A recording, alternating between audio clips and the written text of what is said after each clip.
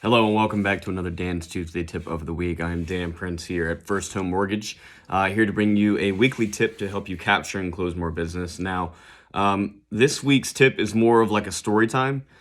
So the point of it is going to be at the end, rather than kind of somewhere in between. So really, what the headline for today is the tip is how you should be constantly showing your value as a real estate professional, because it's common for local professionals to be overlooked. They downplay what we do. People don't know exactly what is involved with our profession and what we do, and how much of it actually, how much work actually goes into it. And then, on the flip side of that, not everybody can do it the right way. And constantly showing people that what you do and what your services are important, that they have value to them, and that you should be using, they should be using you to help them, right? So we're going to start on the realtor side. A story that I've come in contact with recently was a personal client of mine, where this is a perfect, the value of a realtor and someone who knows what they're doing, right? This client, they are clients, I should say. They're a young couple. Don't know anything about anything. And they're super nice people. They are very ambitious. They are just ready to take on the world, right? And that's totally fine. Nothing wrong with that whatsoever. But these clients didn't have the guidance in everything that they were doing. Let me put it this way. They didn't take the value of their current realtor as seriously as they should have. And they were bouncing around all over the place, from state to state, from county to county, from one end to the other. Were just all over the place. And as a lender, that's fine. We're most of the time licensed in multiple areas and multiple states and things like that. Or we're able to help them in some fashion where we might know someone who is, right? So that's not a big deal. But where it comes down to the value piece that is added from what our local real estate agents, what they do is they just kind of went AWOL on their agent. They didn't talk to her. They didn't really notify her of anything, and just said, hey, we're just going to go do, I keep hitting the table and it's shaking the thingy. They just kind of just went off on their own and didn't really say a whole lot. So they went to a open house, totally out of state, and they signed a contract. Just, hey, listing agent, we'd like to see this home. The listing agent, who I'm not going to bring in potential ulterior motives here, but they were the investor, and it's a flip. And so I'm not going to try to talk badly about them, but it seemed looking back on it seemed very intentional that they just kind of were like, here's a contract, sign name on the dotted line. And they had the proper paperwork for one being able to help the other type thing in the situation. And the client, not knowing any better, just was like, okay, I sign here, I buy the home. Nothing else in between matters. Which any local realtor that you've ever met or talked to or yourself would know that is a horrible idea. You don't sign your contract, you don't sign a document without reviewing it, and that's kind of what they did. They're young, they didn't know any better. So they started to kind of look through things. They sent me the contract, and I started to review it, and I started asking questions, and they had no idea.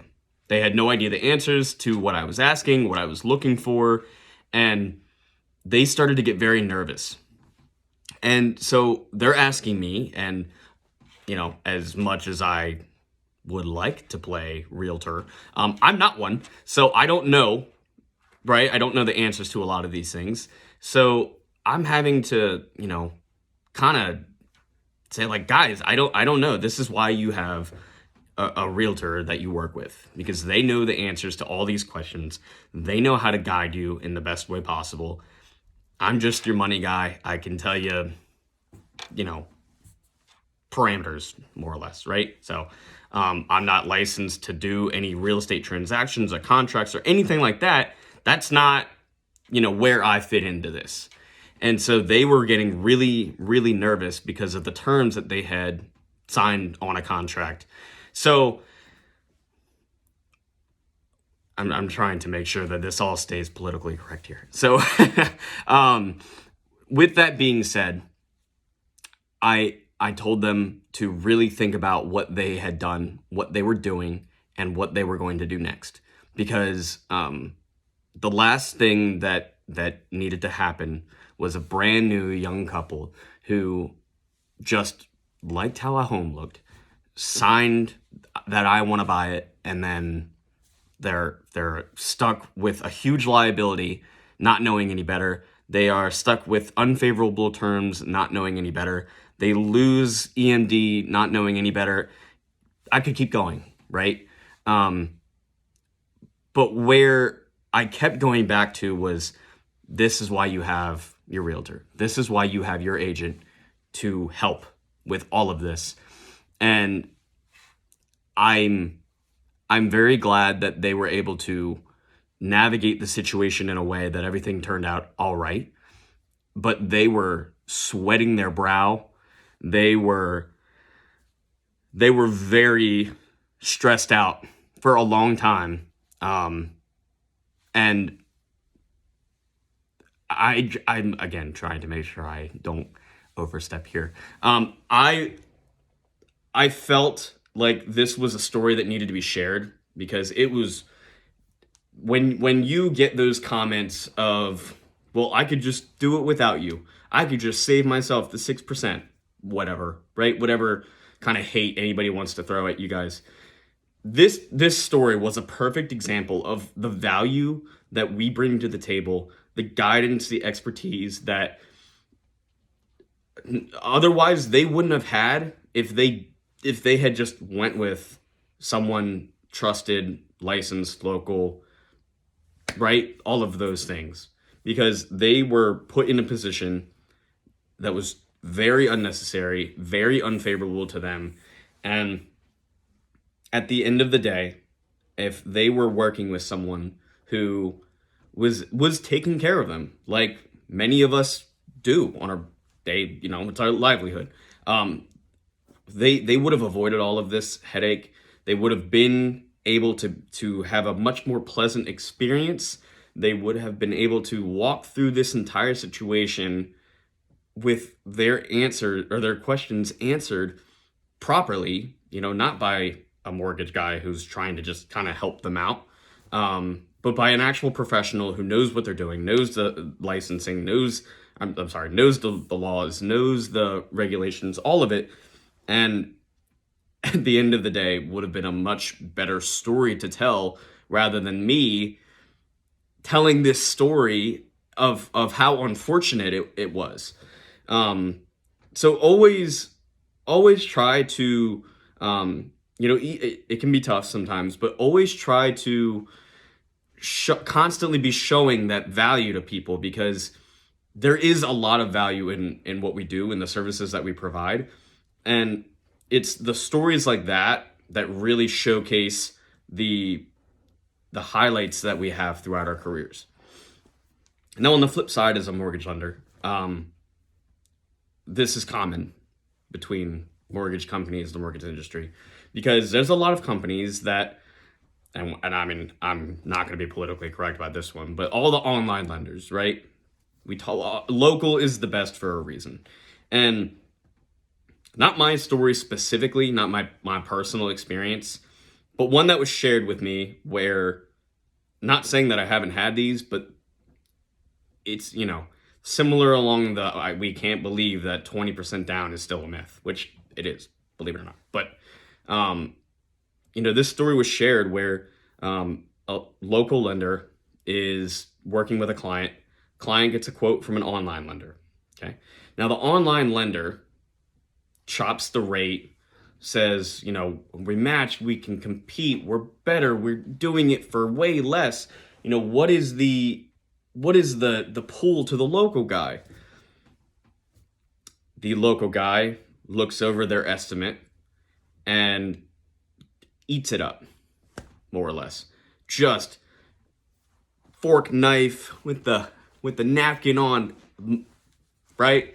All of that, because they hide fees, they disguise them as something else, or they put it in a way to where the general public doesn't know, right? Why would they? They're not a mortgage professional or someone who reviews estimates all the time like we do, but we do. So, they were able to look at the online lender's quote, take the information in the estimate, break it down to the client, and when someone whose entire livelihood revolves around the numbers aspect of the transaction, when they have to look on the video, let me put it that way.